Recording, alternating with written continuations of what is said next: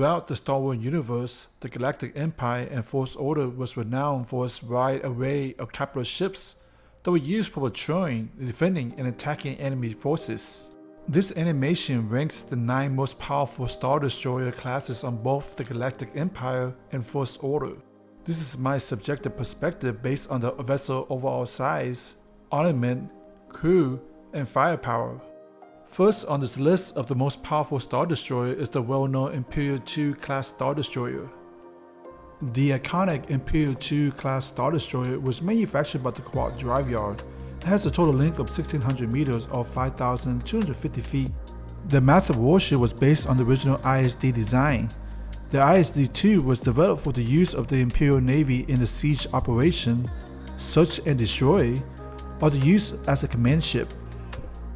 Following its predecessor design, the ship featured a wedge-shaped exterior, raised bridge tower, and an intricate communication tower situated between 2 deflector shield generators on either side. Their impressive firepower were approximately 72 TIE fighters with an additional 20 ATs, and 30 ATs STs. Approximately 60 turbo laser batteries lined the ship, along with 60 heavy turbo ion cannons emplacements and 10 separate tractor beams projectors. Augmenting their impressive firepower were approximately 72 TIE fighters with an additional 20 ATs, and 30 AT-STs. A single Imperial Class Star Destroyer was capable of holding its own against the majority of adversaries, making it a major threat to nearly any planetary systems. Similar in design to the ISD and Victory Class, the Xyston Class Star Destroyer was manufactured by the Quad Drive Yards and has a total length of 2,200 meters or 7,217 feet. Following the death of Emperor Palpatine, however, these ships were eventually refitted to serve as command ships rather than the traditional role of escort and patrol. In order to control a ship of this size and magnitude, the Empire was required to staff the Xyston Class Star Destroyer with approximately 51,000 crew members, including both enlisted and officers. Several separate engine units were equipped for the ship, allowing the cruiser to reach an approximate speed of 10 megalights. Unlike many of the other Star Destroyers utilized by the Galactic Empire, the Xyston line was known for its lack of eventual hangar bay, as well as the total absence of the starfighters and ground-based vehicles. This was due to the fact the ship was designed entirely as an escort, as it utilized its incredible firepower to protect friendly ships from harm. Typical armament for the Xyston Class Star Destroyer included 80 heavy turbo laser batteries, 50 heavy turbo laser cannons, 50 ion cannon emplacement, as well as 20 warhead launchers, and 15 separate tractor beams projectors. Combined with its smoother superstructure, the Xyston Class Star Destroyer was truly a remarkable ship. The Bellator Class Star Destroyer was a massive warship developed for the Imperial Navy by the Quad Drive Yards. First introduced in 3 ABY along the Xyston Class Star Destroyer, the Bellator borrowed many of its design from both the Mandator and the Mandator II class Dreadnought of the Galactic Republic era, but with a sleeker and faster design.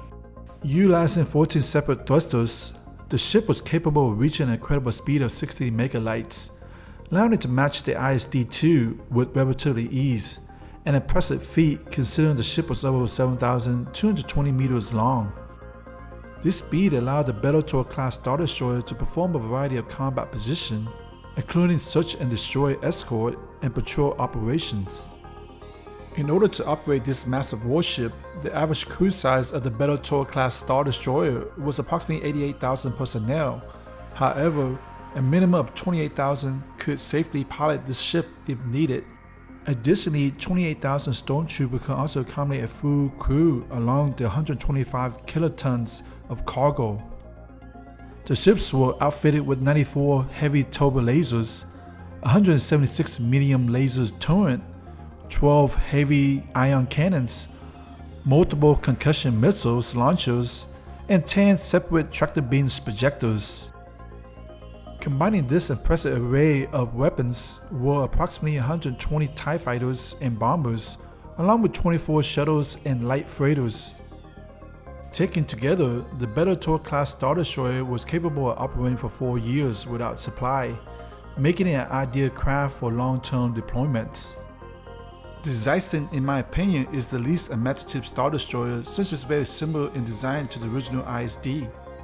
It was manufactured by the Quad and Trolley Engineering and measured about 2,400 meters or 7,894 feet in length. Developed as a top secret project around 3 ABY, the Xyston Class destroyer were based heavily on the original ISD design from the Galactic Civil War. Powering these warships was a solar ionization reactor as well as several separate ion engines and an axial super laser on the ventral hull.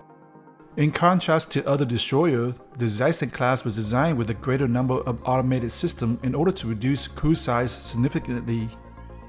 On average, most vessels require approximately 29,000 crew members, including both officers and enlisted personnel. The ship was also capable of housing 12,000 stormtroopers at a time, with the capacity to last 2 years without resupply. Despite its relatively small size, the Xyston Class was heavily armored and battle-ready.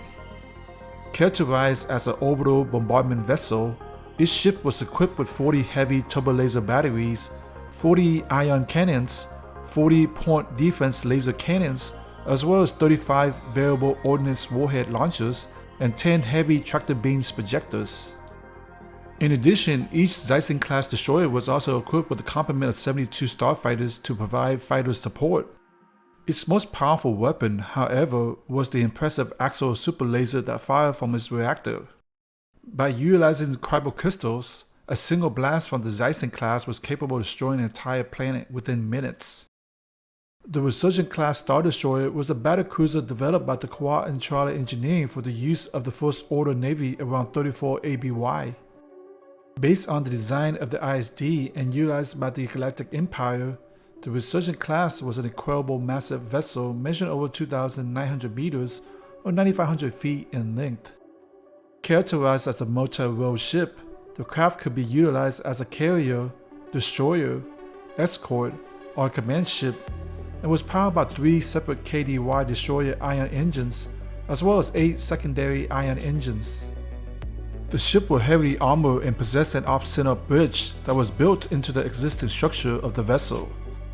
In order to operate a ship of this size, approximately 55,000 enlisted crew members and 19,000 officers were required to fly the Resurgent. With a large cargo capacity, these vessels are believed to be capable of operating for 2 years without resupply. As a vessel that was designed with orbital assault and ship-to-ship combat, the Resurgent was designed with many offensive potentials. This included over 1,500 turbolaser batteries and ion cannons, along with the point defense quad missile emplacements and multiple tractor beams projectors. Most Resurgent cruisers included 100 plus atmospheric assault landers and TIE fighters, speeders, artilleries, and ground-based transport. A Super Star Destroyer variant measuring 15,000 meters in length or 9.3 miles, the Sovereign Class was classified as a Dreadnought. The Sovereign Class can accommodate a crew of 600,000 with 4,000 gunners and require a skeleton crew of at least 86,000.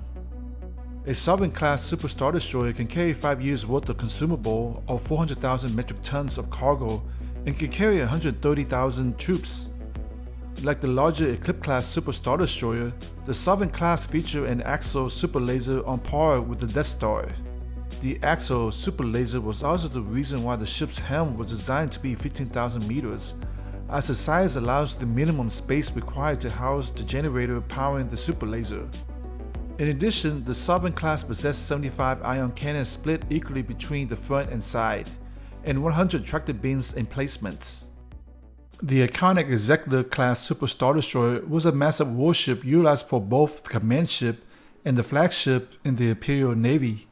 Stretching over 19,000 meters or 11 miles in length, these vessels were among the largest ships during the Galactic Civil War and were nearly invincible in combat due to its tremendous armament, strength, and fighter support. Developed through a joint operation involving the quad drive yards, the Executor Class followed a dagger-like shape and KDY-style command bridge with a black and gray color scheme.